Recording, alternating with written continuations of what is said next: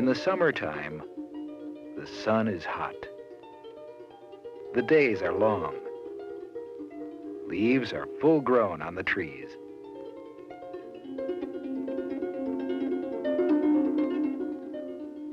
There are so many leaves, so close together, that it's hard to see past them. The leaves almost block sunlight from shining through. Leaves form a protective cover, shading the forest below. Here, the air isn't very hot, but it's still warm and moist. We don't see many forest animals on hot summer days because, like the raccoon, they seek shady places to rest. Snakes spend much of their time in the shade of logs and rocks. Even birds seem less active, although they still move about, hunting for food. Many forest birds feed on insects. Insects are at their busiest during the summer. Caterpillars are busy feeding on leaves.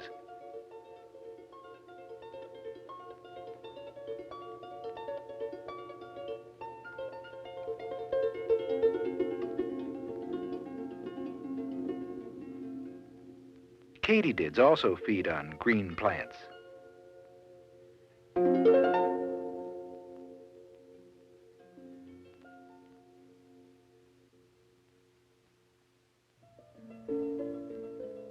As the weeks go by, the days become shorter. What has happened to these leaves?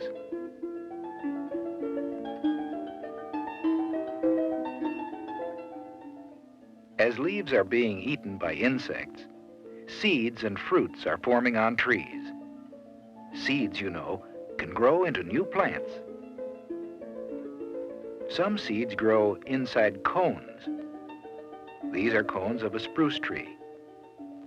Seeds also grow inside nuts, like acorns. Berries and other fruits contain seeds too. Many forest birds feed on berries. The raccoon feeds on berries and on insects. Toward the end of summer, many birds fly to warmer lands. We say that they are migrating.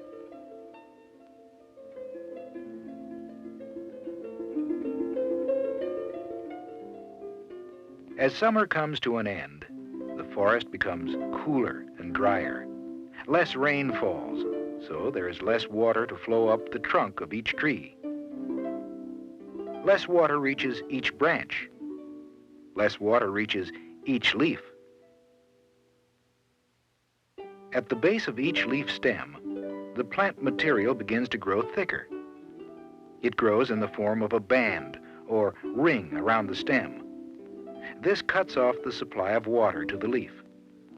Without water, the green matter in each leaf begins to die. As this happens, the colors of leaves begin to change.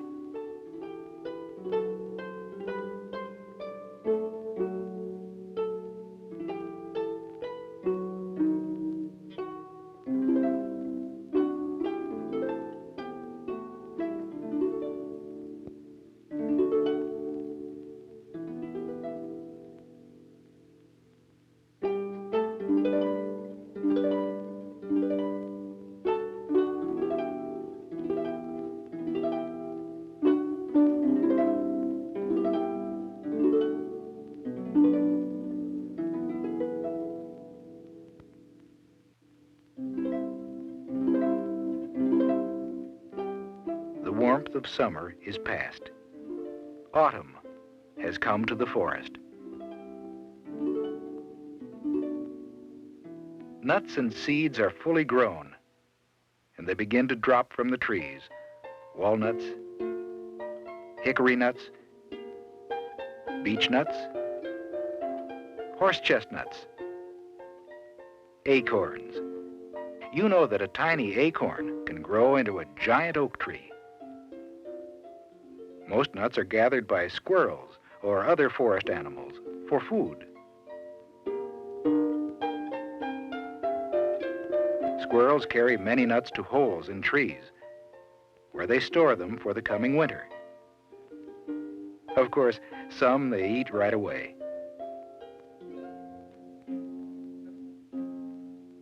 Many nuts are also buried in holes that squirrels dig in the ground. Enough nuts must be put away to last through the coming winter.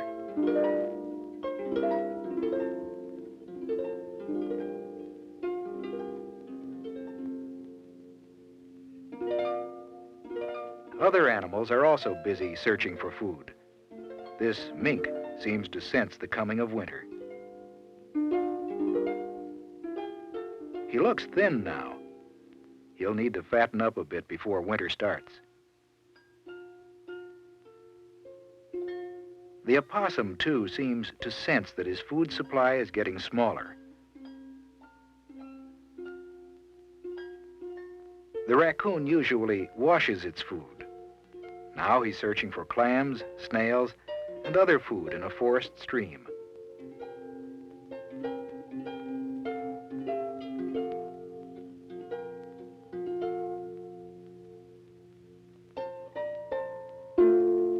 Grass growing along the edge of the forest is one of the favorite foods of the deer.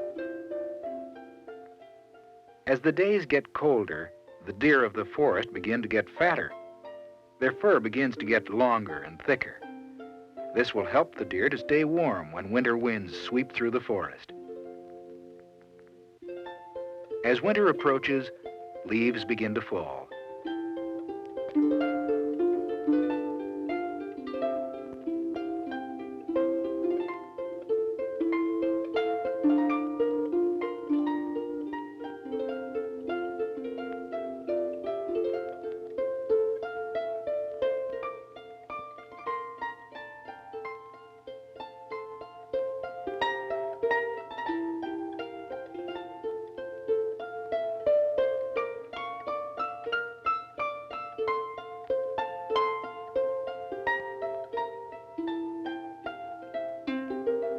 Can you think why autumn is sometimes called fall?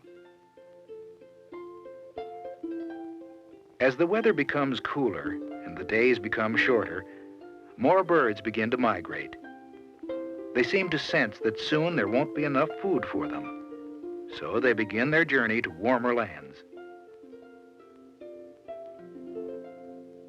A few weeks later, the leaves have turned brown. Soon the ground will be covered with snow and ice. How will the forest animals live then? Well, look how fat the raccoon looks.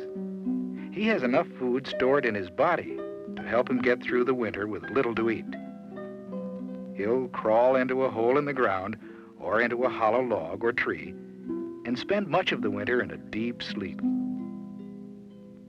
Snakes also seek shelter as winter approaches. So does the mink.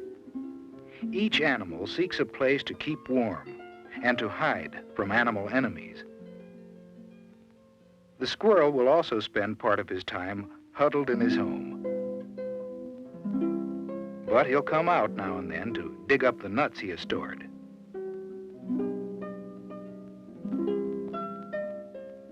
The raccoon continues to find whatever food he can. His fur is thick and long now.